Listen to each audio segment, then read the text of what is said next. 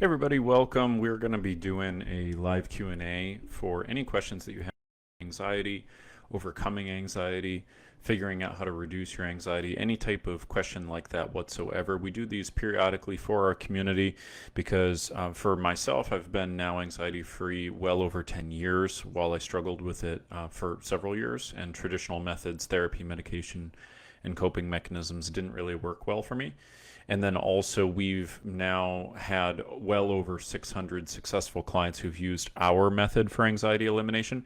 So it's just very common for people to have questions, and we're going to answer as many as we have. So we had some pre-submitted, and then any of you guys who are joining with us live, you can go ahead and type in any questions that you have underneath. I'll be doing Q&A through this whole session. And then also, in addition, if you have a question that comes up as you listen to this, maybe you're listening to the recording, then you can either just go ahead and write your question in below in the comment section, and we will give you a personal reply. Or if you are listening on our podcast and you don't have the ability to leave a comment, then feel free to write into us. You can find us on Facebook, on Instagram, on YouTube, or you can just go to mentalhealthcoaching.com as the fastest way to get in touch. But this is all about making sure that you get any and all questions answered that you might possibly have. So the very first question that we have is coming from Amy, and let me just take 2 seconds to get my little comment reviewer thing out so I can see whoever's leaving comments. Okay, awesome. So our first question here is from Amy. So Amy says, will I ever be free of health anxiety? So first thing I just want to say, Amy, is I really, really empathize with the position that you're in.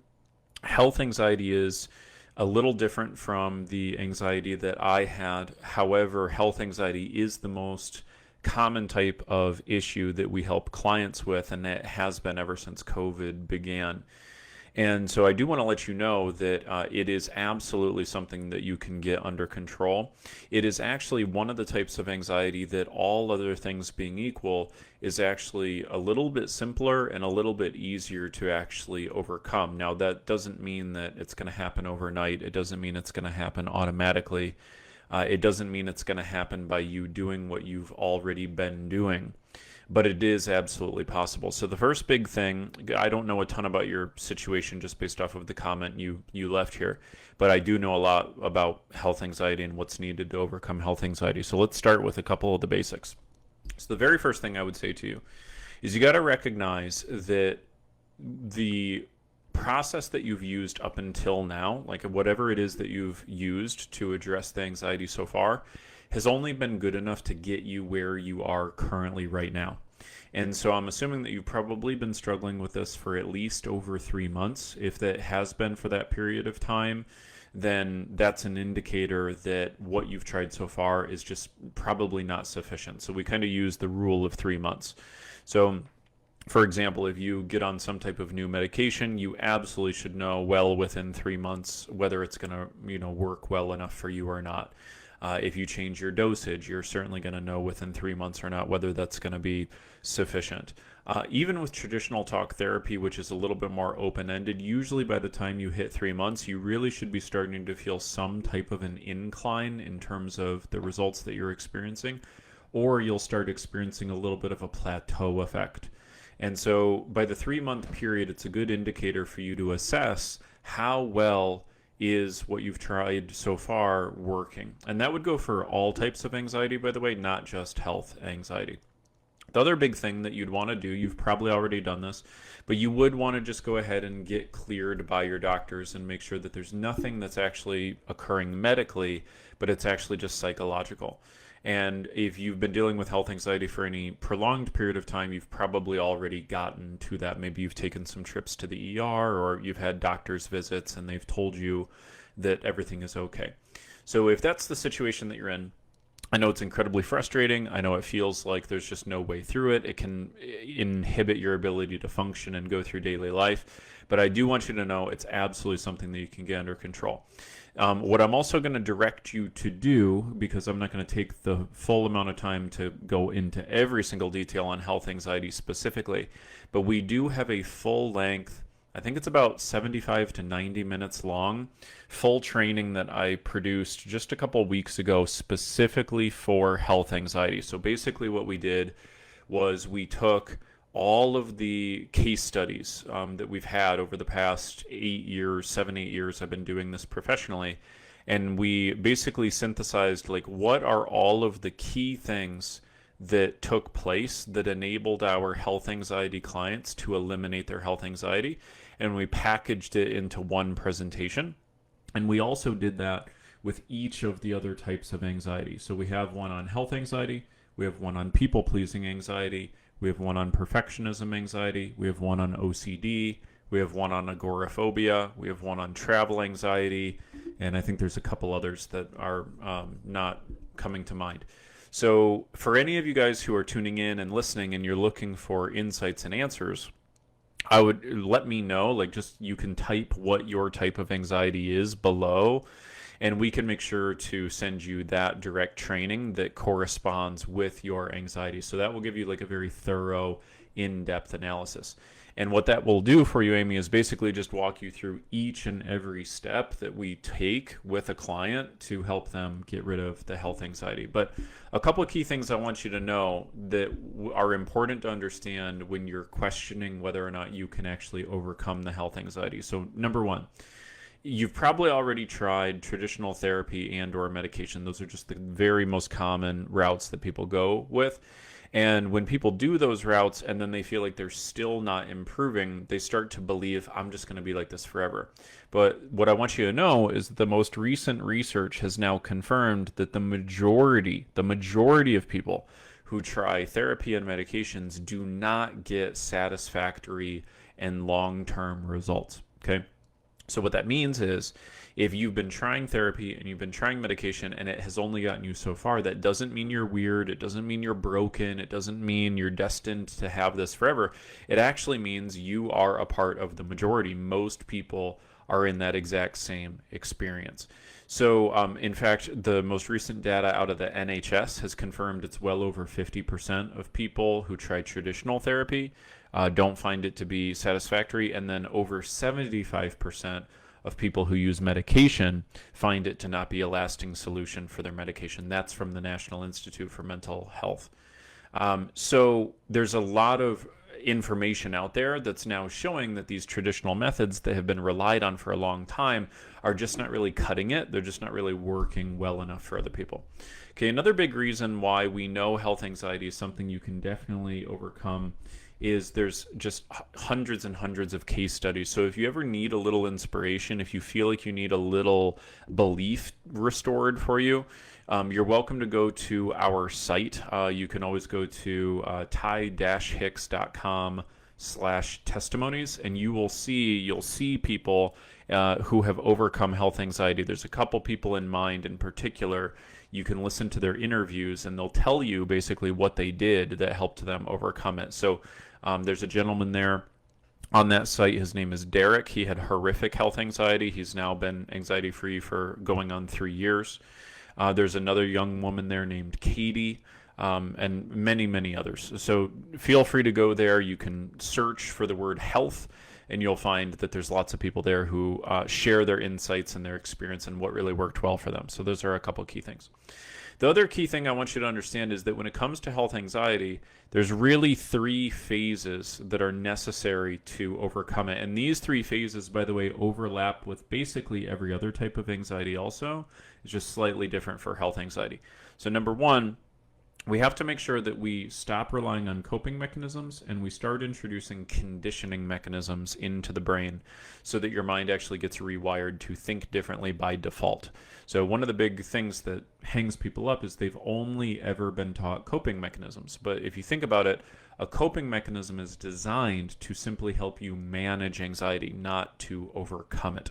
So if we really want to overcome health anxiety, which is obviously your goal based off of your question, then you got to understand the coping mechanisms have gotten you as far as they're going to get you.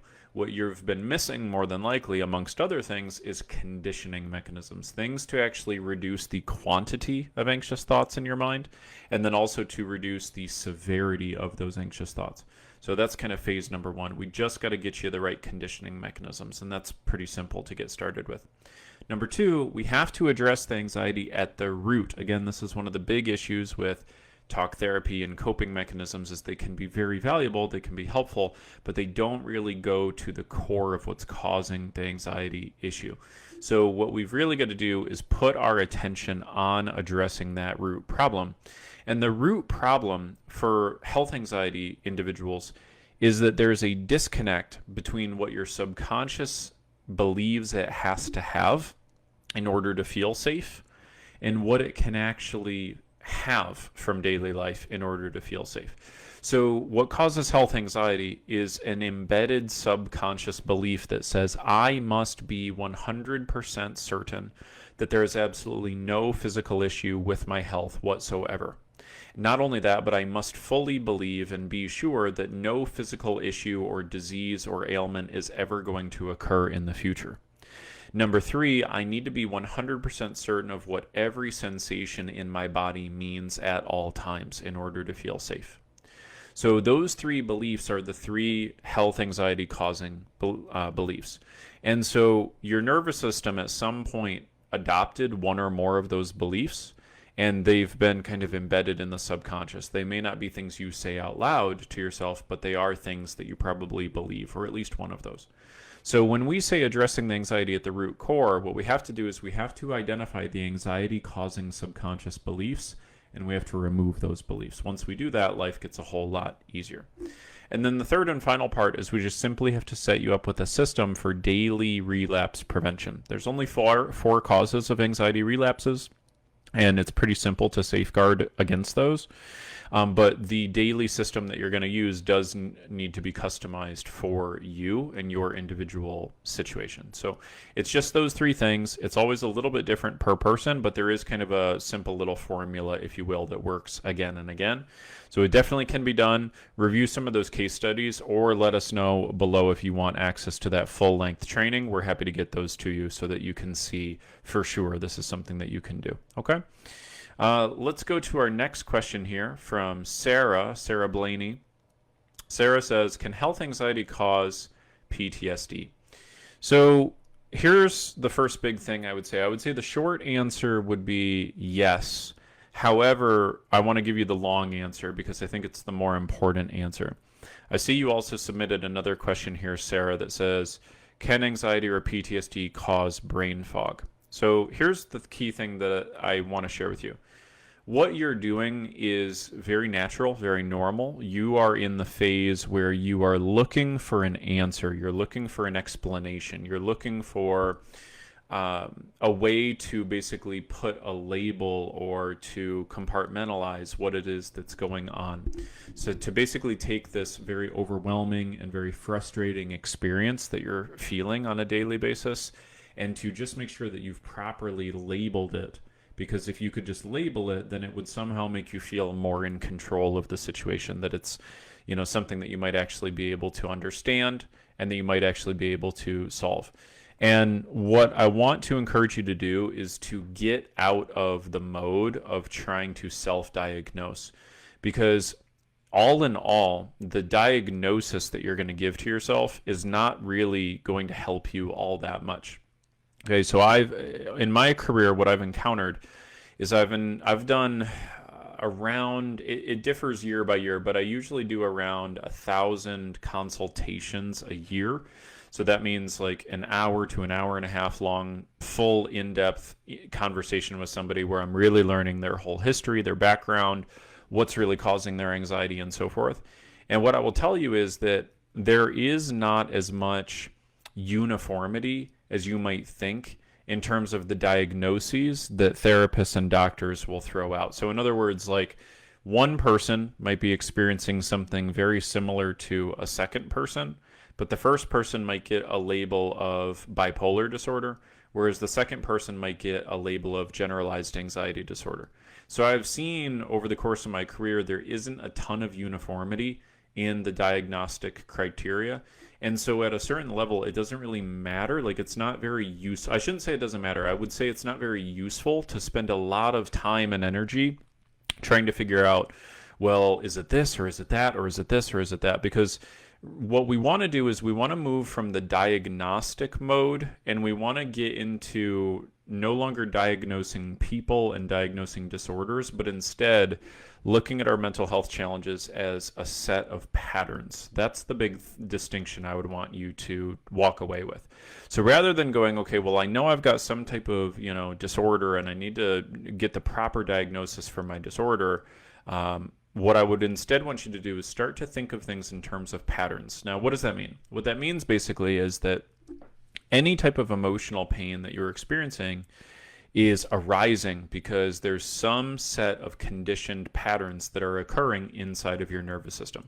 And this is true whether somebody's being diagnosed with PTSD, bipolar, borderline, any of these different things, generalized anxiety, OCD, etc. It all basically amounts to a set of patterns. Now, what does that mean? What it means is that day in and day out, your nervous system is doing the same sorts of things over and over. You might find that you are thinking the same sorts of thoughts over and over. You might be having the same types of sentences of internal dialogue running through your mind over and over. If it's health anxiety related, you might start feeling the same sorts of symptoms or sensations in your body over and over. But there is a pattern. There's a pattern of what your mind focuses on, what you tell yourself, what your body does. And that pattern can change and evolve over time. In fact, many people who've had anxiety, they know the experience of their anxiety changing over time. So maybe at one period of your life, you were really stressed out about performing well at work. And then later on, it became more about worrying about other people's approval and opinions. And it might have shifted and ebbed and flowed. The triggers might have changed, but the core feelings may have remained mostly the same. So rather than you trying to put a label on yourself, because if you put a label on yourself, you're then going to change your entire conception of your identity. You're now going to believe that your problem is a little less solvable. What I would want you to do instead is stop asking, can health anxiety cause PTSD? Can anxiety or PTSD cause brain fog, etc.? Brain fog, by the way, is a pretty useless label, in my opinion. It's so subjective. It's not a very useful or precise term. Rather than asking yourself those questions, what I would want you to do is ask yourself this question: what will I do today to get closer to feeling daily peace and joy? What will I do today to get closer to feeling daily peace and joy? Because one of the things that you're doing, again, it's very well intentioned, but it's going to cause you to stay stuck, is you're doing what we call focusing on the problem. So it'd be like if I said, don't think about a purple elephant. Your mind immediately is going to think about that purple elephant. If I then say, okay, now no matter what, under no circumstances are you allowed to think about a purple elephant, your mind is just going to really latch on to it even more. So the more you try to not think about the purple elephant, the more you do end up thinking about it. And what you've probably noticed is the more you ask yourself these kinds of questions: can health anxiety cause PTSD? Do I have PTSD? Is it brain fog? Is it this? Is it that? All of those are just examples of focusing on the purple elephant. Those are all examples of your brain focusing on the thing that you want it to stop focusing on. So one of the things we have to do is we have to stop asking ourselves, how do I eliminate anxiety? But rather, how do I elevate and expand the amount of joy and peace of mind that I want to feel? So it'd be like going into a dark room. Imagine you walk into a pitch black room. You wouldn't go into the pitch black room and say, hey, how do I get rid of the darkness in here? You would say, hey, we need to turn on the light, or we need to turn the lights up. And that's very similar to how anxiety works. The more you focus on anxiety, the more anxious you will tend to get. The more you focus on generating and amplifying the feelings that you want to generate and amplify that are not anxiety related, then the more you will tend to amplify those things. Okay, one other thing too, Sarah, that will help you a lot. I don't know how many resources of ours you've used. It sounds like you're fairly new. We have one tool that will definitely help you get a kickstart. So first, the one that I recommended to Amy, that full in-depth health anxiety training, would be very useful for you. Let me know if you want that below. We'll message it over to you. And then Secondly, we have a tool that we give to our clients. We call it the daily conditioning questions. It's a set of questions, and what you do is you take about 10, 15 minutes with it each and every day, and it literally rewires your brain to think differently, to think different thoughts by default. And you'll start seeing results with it within about 7 days. So it's a very, very powerful tool. And if you'd like access to that, we're happy to send that over to you for free. Just let me know what you would like in the comments. Okay? All right. Good stuff so far. Let's keep it moving. And again, reminder, if you have any questions, just go ahead and put them in the comments. I see we just got a comment here from Colleen. Colleen says, I get so stressed, I can feel my muscles start to tighten up. So I now try to relax before it gets worse. I've been using some of the meditation practices I got sent to me. It's helping, but I still need to get better with habitually doing it, though. So, Colleen, one thing that will help you with this, I believe we have a follow-up call set up for this upcoming week, so I can certainly advise you more thoroughly later on. One of the big things that we need to make sure that we start to do for you, Colleen, is we need to simply start the process of addressing what we call micro patterns. Okay, so one of the metaphors that we use to teach our clients in terms of how to eliminate anxiety is to conceptualize a city. So if you think of a city like the city of Chicago, I was just stuck in the city of Chicago for a couple hours last night trying to get on a plane. So with the city of Chicago, for example, you've got some major highways that lead into the city. And then you've also got, some regular sized roads, and then you've got like side streets and alleys, right? So you've got these big roads, and then medium roads, and then small roads that kind of lead into downtown, so to speak. Well, similarly, when people are dealing with anxiety, what we found is that they will very often have a highway to anxiety, and then they will have side streets. So for example, if going back to the health anxiety example, if somebody has health anxiety, one of the highways that leads to anxiety, so to speak, is their mind will typically have a habituated pattern of visualizing something going really horribly wrong with their health. So a common example is the person will play a movie in their head. It will be in color. They will be playing the movie either first person, where they're sort of seeing out of their eyes, or it will very often be third person, where they sort of see themselves as a character in a movie. And they will either see themselves like in a hospital dying or dead, or they will see their family, like their kids growing up without a parent, or there'll be some vivid movie basically that their mind plays. And that movie will usually take their anxiety level from like a 2 out of 10 all the way up to a 9 out of 10 as soon as that movie plays. Now, what we will do for somebody like that who has a visually oriented nervous system is we will make sure that they only focus for their first couple of days on using a particular conditioning strategy that keeps the mind from generating that negative movie and automatically replaces it with a positive movie instead. So in other words, if we can simply get the brain to stop automatically generating this visualization of something horrific happening, then that's going to knock the anxiety level down by well over 50%. So that visualization is a highway, so to speak, for that person activating the feeling of anxiety in their brain. So one of the things that we always do with clients in their the very first day is we literally help them map out what are the highways, what are the decently sized roads, and then what are the side streets. So in other words, like what are all of the micro patterns? Because for many people, it will be something visual like that. For many people, it is not visual. For many people, it's internal dialogue based. But what they don't know is they don't know the exact specific words that will take their anxiety from a 2 to a 10, or the exact tone of voice, or the exact volume, or they won't know how to actually train the brain to stop doing those things. So we go through this process called pattern identification. And once we identify the patterns, it's like knowing very precisely which button to push in your brain that will make you feel how you don't want to feel, and then which button do we need to push to make you feel how you do want to feel. So it's a very simple process. And so what we would do for someone like you, Colleen, is we just simply need to map out like what is the number one anxiety causing pattern that your brain is doing. And from what I recall from our last conversation, I really believe it's going to be something dialogue based.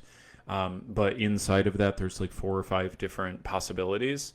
But once we do that, then we can cut off that one highway. So if our goal is basically to make sure that no traffic gets to Chicago anymore, in other words, we want to make sure we get rid of anxiety permanently, then we want to start with the highways, right? That's going to give you the most immediate jump and boost in your overall mental health and quality of life. It's going to improve your ability to focus and stay focused.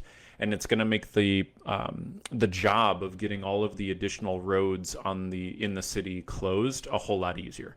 So that would be what I would say, Colleen. We need to make your number one top priority. We gotta identify what is the number one pattern that's causing your anxiety. And again, I can help you do that when we speak next time. Okay. And for anybody who wants some assistance with that, if you can relate to Colleen's situation, if you want some assistance, we offer a completely, totally free, no strings attached anxiety elimination coaching session where you'd work directly with me for about half an hour. There's no strings attached. There's no pitch. There's none of that. It's just me helping you. And so if you'd like help to identify, what is like the number one or number two major issue that needs to get dealt with, just go ahead and type the word session below, and we're happy to set something up for you. We'll shoot you a message and we'll book something. Or if you're listening on our podcast later, just simply go to mentalhealthcoaching.com. Okay. Colleen says, yeah, memories on replay. So audible memories. My anxiety is from past experiences of unhappy clients. So Colleen, what I'm going to tell you here is your anxiety is not caused by past experiences of unhappy clients. Your anxiety is caused because you have a subconscious belief that says you have to make everybody happy. And a subconscious belief that says I have to make everybody happy is going to clash with reality. Think of it as being like one of those old school scales, like the scales of justice. So when life matches up with your subconscious beliefs, that's when life feels good. So if I have a subconscious belief that says my clients need to be happy all the time and my clients are happy all the time, great. Now I'm going to feel peace of mind. I am not going to feel anxious. If I have a subconscious belief that says my clients need to be happy all the time, and now a client of mine is unhappy, well, now I'm going to start feeling anxious. I'm going to start having anxious thoughts. So what we really need to do is not try to eliminate triggers. It's not about eliminating, unhappy clients, and it's certainly not about, necessarily just like letting go of the past per se. That's kind of simple, cheesy advice. What we really want to do is we simply need to rewrite the subconscious beliefs that are causing the anxiety in the first place. Okay? So that's a big key thing that we want to take a look at. We just got a comment that just came in from Vita Bartolata. What do you do in the moment while being triggered by a partner that is raging?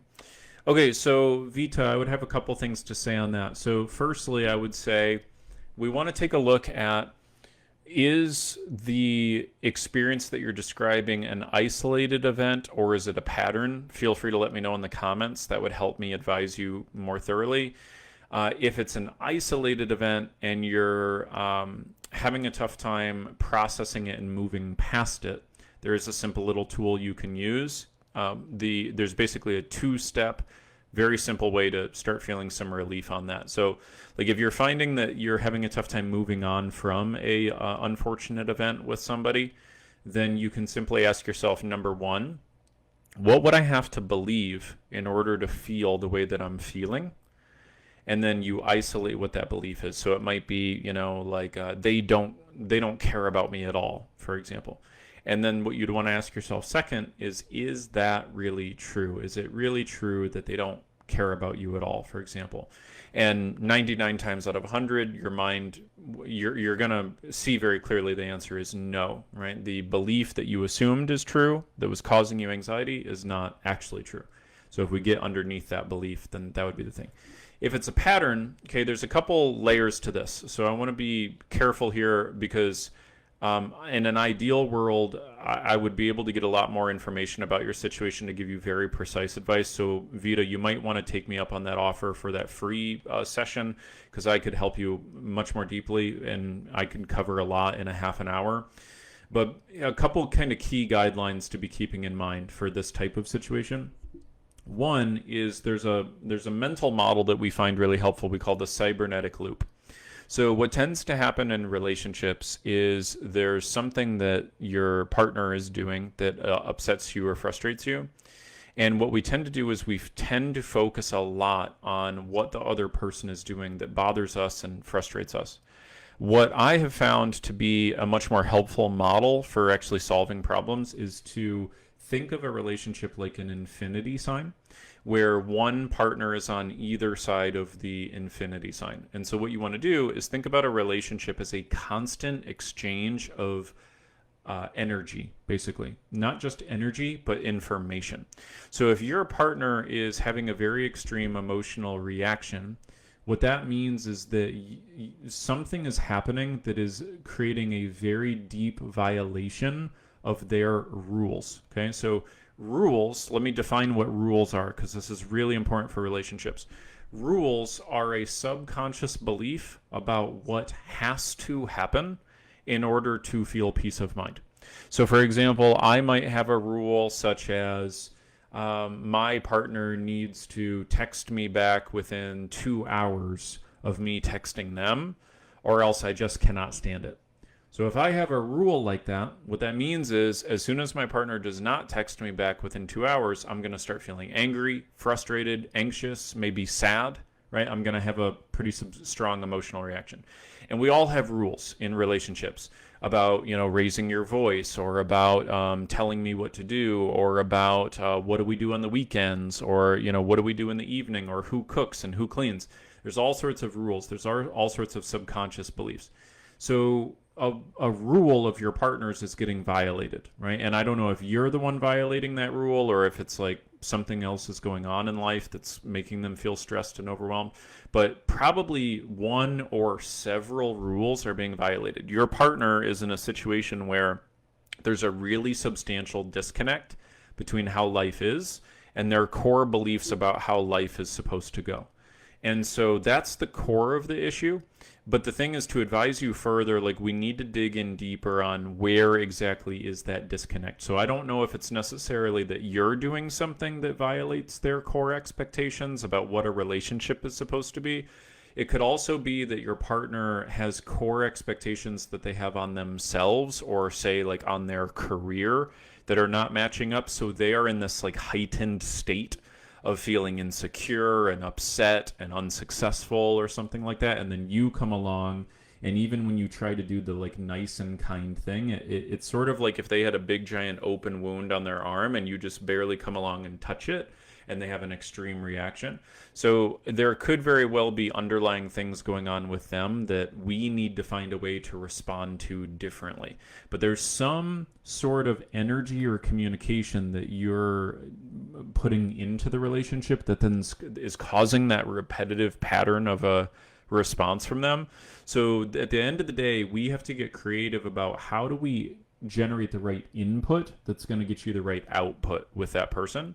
And one of the key things we're going to need to do that is we're going to need to take a much deeper look at what is the real internal model of the world that your partner is having. Like, what are their needs? What are they really requesting from you, even though they're not directly requesting it? And any sort of response that somebody gives you that is not immediately a loving response is a cry for help. That's really it. In relationships, there's only two types of communication. It's either a loving response or a cry for help of some kind. So if they're responding like that, you want to start to interpret that as a cry for help. There's some sort of message that they're trying to communicate to you. They probably either feel hurt or betrayed or not good enough, or there's something that they're deeply fearful of. And so if you can enter into their world and you can start a new conversation by like saying like, hey, I really think that you've been probably feeling this and this and this, and what I think you probably need is this and this, and I'm sorry, I just didn't really see that. I was just so reacting to your reactions. I wasn't even like really taking into account what your internal model of the world was. That would probably be the basis of creating a really, really solid new conversation with them. So I would recommend doing that. I see you also, Vita, put in a comment here that says confronted his narcissist traits and asked him to get therapy. That's generally not going to be an effective strategy. How would you feel if someone came up to you and said, you're being selfish, you're being narcissistic, you need to go fix yourself, you need to go get help? I don't think you'd take too kindly to that. So there's been all of this stuff in the past 5-6 years about narcissism and all these things. I don't find calling somebody a narcissist is ever going to help you get closer to them. It's never going to help you fix a relationship. It's really just kind of the new clinical version of calling someone an asshole or a bitch, basically, because it's this wide sweeping generalized label. And the thing is, human beings are not one way all the time, right? We have patterns. So yes, your partner may have a pattern, and I'm not writing them a blank check, don't get me wrong. Like, I'm sure there's changes and inner growth that they need to do. I'm just saying putting a label on somebody is never going to get you closer to them, because that's basically slipping into the mental habit of like prejudice and judging, right? It's just not really helpful for us to label people.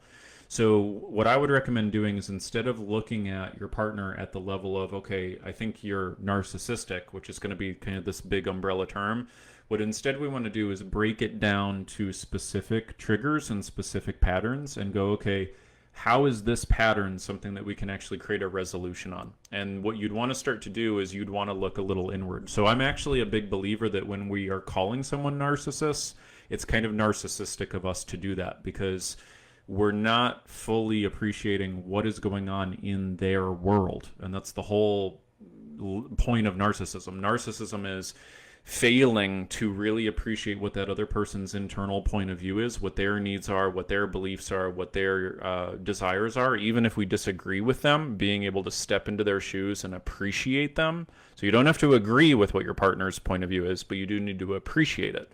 But if we fail to do that and just go, well, they're narcissistic, that in and of itself is narcissistic. So it's not really helping us create a solution. So rather than us getting into a conversation of like, who's at fault, we want to start the conversation of how do we solve the problem, right? And what I find is labeling other people is usually our brain wanting to put a label on somebody else so that we can then feel that we are off the hook and that we are not part of the problem. And it's not about assigning who's part of the problem. It's about taking ownership and responsibility for how we actually solve the problem. So we just need to get constructive and get out of the like diagnostic labeling mode of things, because that's really not going to help you. Okay. Robert, I see that you asked for a session. Sounds good, my man. No problem at all. We'll shoot you a message and we'll get that set up. I'll be happy to help you out. New comment from Janet. Janet says, my husband just yells and cusses over every little thing. I jump every time. After 40 years, he still does it, and I still get upset. How do I change how I react? Because he's not going to stop. I think it's how he grew up. Thanks a bunch. So Janet, first recommendation I would have, okay, there's something that we call universal language. This is a really good thing for anybody who is feeling extreme anxiety, extreme sadness, even depression. Okay, more than likely, if you're feeling extreme emotions, like higher than a 7 out of 10, you are probably unknowingly engaging in a pattern of what we call universal language. So universal language is when we use language like everyone, no one, always, all the time, etc., things like that. So those words are the second highest anxiety-inducing set of words in the human language. So I've found this just again over the past better part of a decade working with people. So the very first recommendation I would have for you, Janet, is rather than saying my husband just yells and cusses over every little thing, what we would instead want to say is my husband has had a pattern of yelling in response to certain triggers, which is the more truthful set of things, right? And I'm not doubting that he does yell and cuss a lot, but it would be untrue to say he cusses and yells only, right? Because if we take that sentence to use my husband just yells and cusses over every little thing, that basically means he's only yelling and cussing, which I doubt is the case. Like there's probably at least 10% of the time that he is not.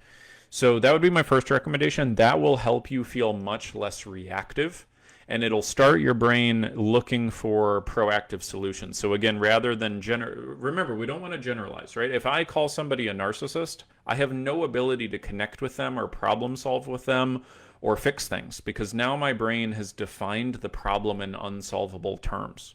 It'd be just as bad as if I called myself a failure because I had a string of some mistakes at work, right? Like putting a generalized label on yourself is just as poisonous as putting it on somebody else. And we sometimes do this not necessarily with like identity labels, but by saying he just cusses over every little thing. That is a generalized label. So we want to break that down. We want to get like more specific and tangible. And so that would be the first recommendation. Second recommendation is there's probably certain categories of things that really upset him. So if he is getting reactive, it's usually going to be either A, he believes he needs to be in control of something that he cannot control, or B, there's some sort of expectation he has on himself that is not being met. In other words, he doesn't feel like he is measuring up. So like, for example, let's say you have children together, and one of your children like talks back to him and he snaps and yells and cusses. That would be because A, he's not in control of, you know, your child's response, and B, his mental conception of a dad is perhaps one where the child should never backtalk, and so there's a clash occurring. So again, guys, we want to start to figure out like where is the clash occurring between life, how life is, and our subconscious beliefs about how life is supposed to be. That's where all anxiety and all emotional pain comes from. It always comes back to that same core thing. So I would start getting curious about that.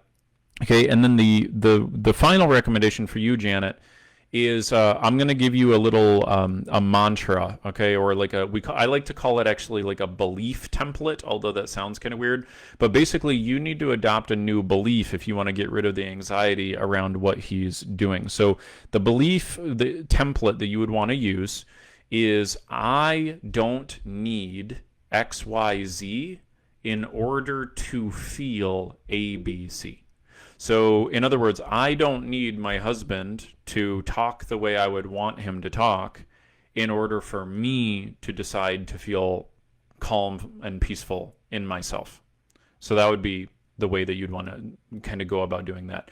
Another example of that would be, let's say like you get anxious in response to things you can't control. So a new belief template would be, I don't need to control everything in order to feel happy in my life. Okay, so in other words, you want to identify the thing that you're giving your power away to and then reclaim that. So without you intending to, you're doing the same thing your husband is doing. Your husband is giving his power away to these other things outside of his control. You're giving your power away to your husband, saying like, well, I can only feel peaceful and whatever unless my husband's in a good mood. So we want to change that. We want to introduce a new belief. Okay.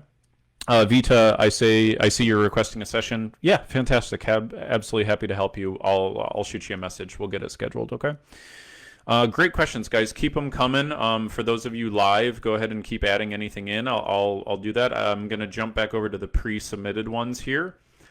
So we have a question here from Michelle. Michelle says, "Did you adapt effective coping methods?" Or how did you do it? Can you do it with no support from anyone, no family, no friends? Great question, Michelle. So,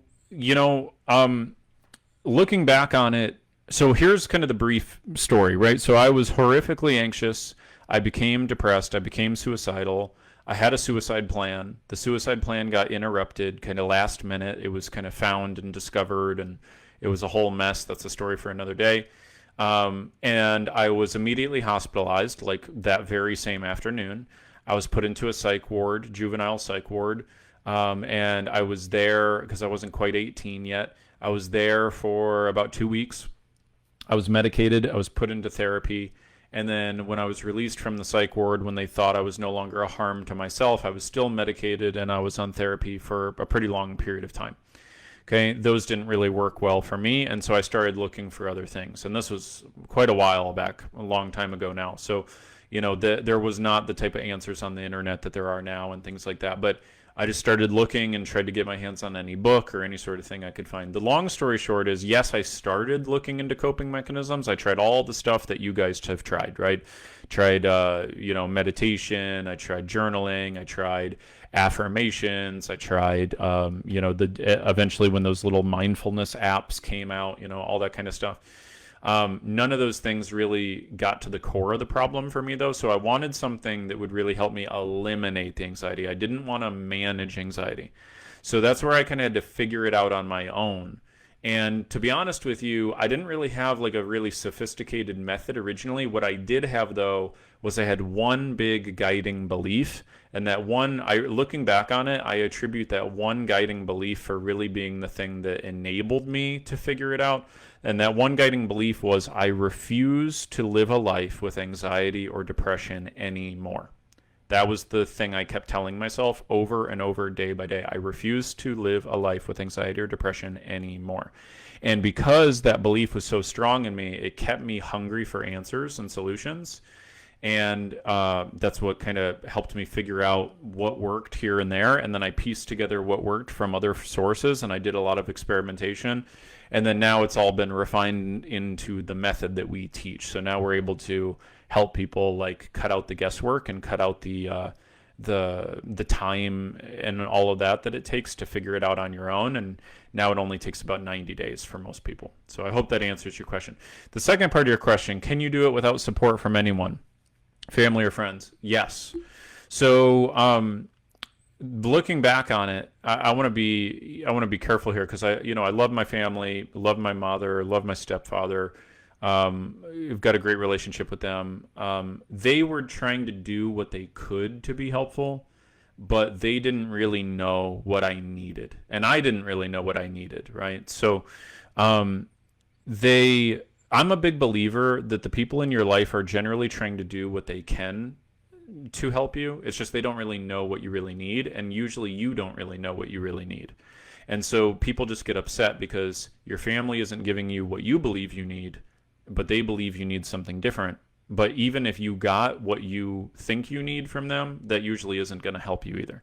So like, even if you have, like, what most people want from family and friends is they want family and friends to be totally validating, totally supportive, totally loving, to basically not be critical at all, to not even provide like advice or suggestions, right? But to just simply provide total and unconditional love. I don't know if that's what it is for you, Michelle, or not. I'm just speaking from experience that like most people who ask the question you're asking, that's what they're craving.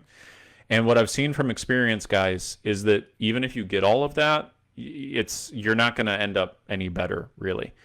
Because those types of things provide value, but only to a certain degree. And to overcome anxiety, you need something very different than someone who's going to validate you all the time.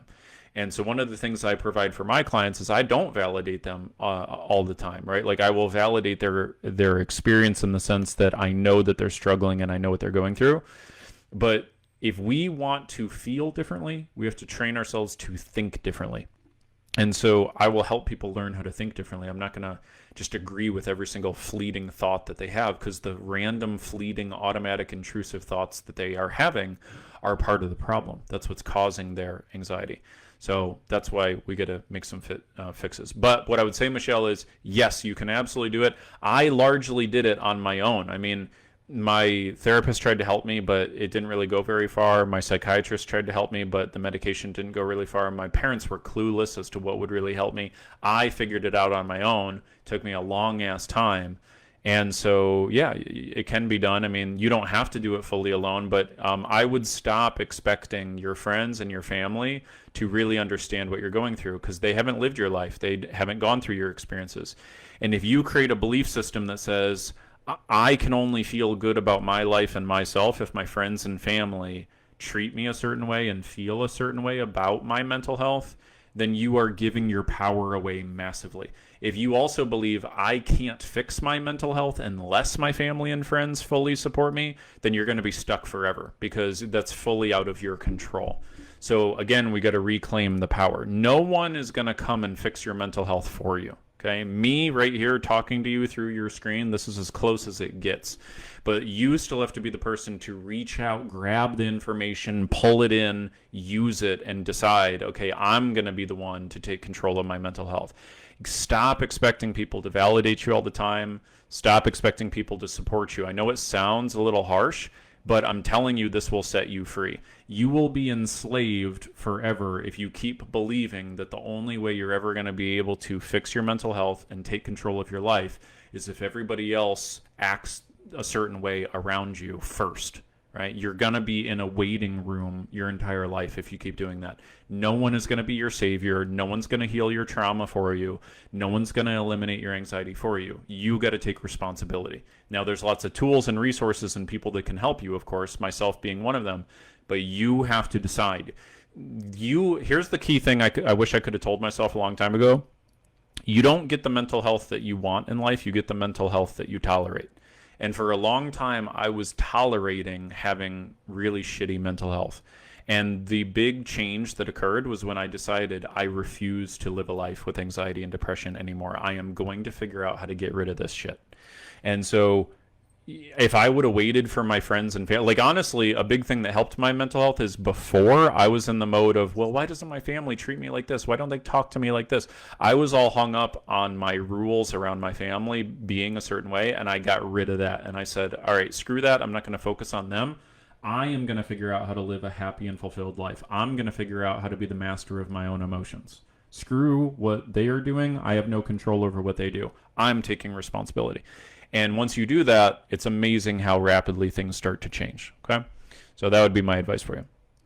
A couple comments coming in live here. Janet says, thank you so much. I can't fix everything. That's my new mantra. You're so right. He yells at what I think are little things, drop something, ball games, mostly driving. We are both giving our power away. How much are the sessions? I'm assuming you don't take insurance. Janet, so that session I was referring to is completely free. So we do a free half an hour mental health coaching session for any member of our community who wants one. The only stipulations are you got to show up on time, you got to take what I tell you seriously, and you got to be willing to implement the information I give you. And we do not rebook no-shows. So you're welcome to do that. If you'd like that, we can set that up for you. But yeah, it's a completely free session. Okay. Let's see. Colleen says, my ideas of family were completely unrealistic because I imagined something like the Brady Bunch or the Waltons. I know I'll do this on my own. It needs to be done, so I will do it. So here's what I would say, Colleen. I love the attitude. You're going in the right direction. What I would recommend is change your language to I will do this. It doesn't necessarily have to be I will do it on my own, right? Trying to do something fully and totally on your own is not exactly what I'm advocating. What I'm saying is take the full responsibility that nothing is going to change until you decide that you're going to be the engine of change. Okay, so for example, like right now, one of the big things in my life is growing this business, right, and expanding our reach. But I don't grow my business alone. If I tried to do every single thing in this business alone, I'd be screwed. I'd be stressed. I'd be overwhelmed. We wouldn't have a lot of impact. I've got team members. We've got employees. We've got clients. We've got coaches even at times to help with different business aspects. We've got people we get software from, right? Like it's not about me doing every single thing on my own. That's not what it's about. It's about me deciding that I'm going to make sure that the stuff gets done. Does that make sense? Like I'm not going to just sit and wait and be upset that other people aren't doing what I want them to do. If things are not going how I want them to go, I'm going to do something about it to make it how I want it. But I'm also going to take help and advice along the way. So that's kind of the attitude I think would be helpful for you. All right, question from Phyllis. Phyllis says, how do I know if I'm coachable? Real simple, Phyllis. 2 simple things. Are you willing to take your mental health seriously? Okay, because here's some real talk that I wish somebody would have told me way back when. When I was struggling with my anxiety and my depression for years, I wasn't taking my mental health seriously. That's the reality. The thing is, when we truly take things seriously in our life, they change, they get done. We solve problems, we create solutions. When we are not taking it seriously, that's when we kind of we spend a lot of energy on it and we spin our wheels and we don't really make a lot of progress and it doesn't really go how we want it to go, and we try, right? And I was trying for a long time, but I wasn't in the mode of like, this is an absolute must. So that would be my first thing, is you got to take it seriously.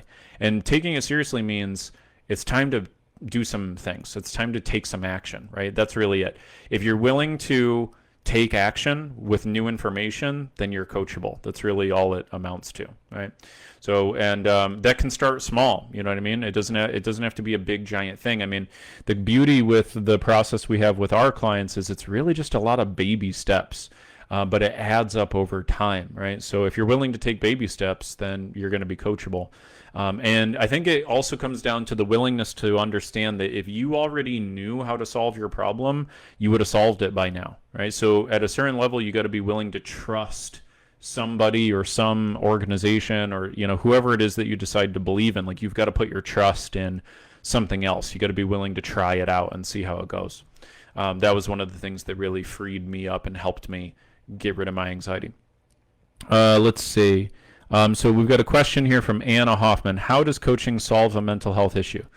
Okay, so Anna, that is like a really, really big umbrella question. We would want to drill that down a lot deeper, right? It depends on, so how I help somebody quit alcoholism is very different than how I help somebody eliminate health anxiety. You know what I mean? So if you wouldn't mind, drill down for me what the issue is that you want help solving, and then I can give you a more precise answer. The question's too general for me to answer like that. I can give you a couple general answers though in terms of how it's different from therapy or medication and things like that. So the biggest thing that people have questions about is how does what you do with your coaching compare to therapy? So there's major differences. So first of all, what a therapist is trained to do is primarily they're trained to diagnose and prescribe in most cases. So when you go to their session, they're looking to take in a little bit of information, give you a medical diagnosis, and then in many cases give you some sort of a prescription. And whether or not you take the prescription, they then are going to usually have two goals. The two goals are going to be help you make peace with the fact that you have this problem that you can't really solve. And number two, provide a ongoing indefinite space for you to process your feelings and your emotions through therapy. So the entire philosophy of a therapist is based off of what we call the coping paradigm, or the coping perspective, if you like. It basically just means their whole goal is, how do we make sure that you can live your life still with this issue, but making it a little bit easier. And so the big reason why I chose not to be a therapist and decide to do my own thing was I never ever bought into that idea. I never bought into the idea that anxiety or these other mental health issues are things that you just indefinitely have to live with for the rest of your life, because I was living proof that I got over it, really truly got over it. And then my experience just started to stack up. I started working with people with alcoholism and drug issues, people who'd been in and out of rehab 6-7 times, and I was able to really help them finally get past their addiction. And many of my clients are still 6-7 years sober, to this day. And so I never bought into that idea that you got to get diagnosed and now you're stuck with it forever. So that's, if anything, that's probably the biggest difference, is I believe it's a solvable problem. That doesn't mean you're going to have a perfect life, but it means you're going to have it is a solvable problem. Okay. The next thing I would say is that therapy is based off of what we call a non-directive method. So they want to create a space for you to sit, to talk, to explore, to reflect, and to hopefully arrive at new conclusions on your own. With coaching, one of the key things that we believe in, or at least with my coaching, I mean, there's, coaches are a dime a dozen out there. My specific coaching method, though, I will say, is that action creates new results. So unless we actually take some new action, we're not going to get new results. So every single thing that we do with our clients is about giving them very actionable skills, things that they can learn and use and carry with them for the rest of their life, so that way they're not reliant on me long term. Another big reason is that therapy, the whole point of therapy is you're going to be in therapy indefinitely. With us, we make sure that you're able to really truly graduate within about 3 months. Usually, sometimes it's less actually, but it's usually about 3 months. And so we want to equip you with the knowledge and the skills necessary to be able to carry the torch forward on your own. Okay. So Anna, I see you said panic attacks and depression. Okay, so Anna, let me know because I'm kind of running a little short on time here. There are 2 videos we can send you that will help you. One specifically for panic attacks, and then one specifically that will deal with depression. And we can answer those questions very thoroughly for you. So let me know if you'd like those resources. Happy to send those over to you. But they will explain, like, here's how our method works for both of those issues, because they are different. They're similar in some ways, but different in important ways. Okay, but happy to get that to you. And then let's see, we have a question here from Karen. Karen says, how did friends and family react to you searching out what worked for you rather than going the traditional route? Yeah, they were skeptical, but honestly, I didn't ask for their opinions or permission. And honestly, I think that's what most people need to do. Stop asking for the opinions and permission of people who don't even live the life that you want to live. The only type of person you should be ever concerned with the opinion of is somebody who has done what you want to do, or who is living a life that you want to live. That's the only person's advice you should be concerned with. If somebody is doing something, if somebody is giving you advice and they don't even live the life that you want to live, why in the world would you care what their opinion is, right? So that's what I would recommend. So I'm out of time for today, guys. Great questions, though. This has been awesome. Again, we will answer questions that come in after. So if you're watching the replay of this, just go ahead and put your question in down below, and we will get to it. If any of you guys want those resources I mentioned, just let me know specifically which resources, and we will send those to you. And again, if you would like a totally free anxiety elimination coaching session, you are welcome to do so. The only requirements are that you've never done one with me before. Number 2, you are going to show up on time. Number 3, you're going to show up with pen and paper. Number 4, you are going to implement what I teach you and take it seriously. And remember, we do not rebook no-shows. So just simply type the word session below. I'll reach out to you on Facebook. We'll schedule a time that you can commit to. Or if you are listening to this as a recording on our podcast, just go to mentalhealthcoaching.com and book a time that works for you. But this is great, guys. I'll be back with you live every Thursday, 6 p.m. Eastern Time in our Facebook group. See you then. Take care. Bye.